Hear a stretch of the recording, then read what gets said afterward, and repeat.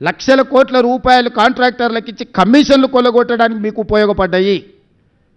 కానీ మీరు మాత్రం ఆగర్భ శ్రీమంతులైనరు.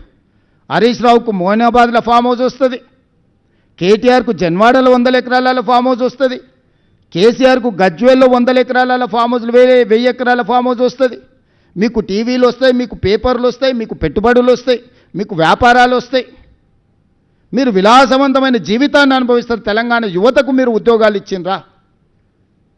మీరు నోటిఫికేషన్లు ఇయ్యక కొన్ని, నోటిఫికేషన్లు ఇస్తే ప్రశ్నపత్రాలు పరీక్షలు నిర్వహించకపోవడం కొన్ని, పరీక్షలు నిర్వహిస్తే ప్రశ్నపత్రాలు బజార్లలో పల్లి బఠానీలలాగా అమ్ముతుంటే 2011 తర్వాత 2025 వరకు గ్రూప్ 1 ఉద్యోగాలు మీరు నిర్వహించకపోతే, నేను వచ్చిన తర్వాత group 1, group 2, group 3, group 4, medical and health, police department సంవత్సరంన్నర తిరిగే లోపల 70,000 ప్రభుత్వ ఉద్యోగ నియామకాలు చేపట్టి నిరుద్యోగ యువకుల సమస్యను మేము పరిష్కరించినాము.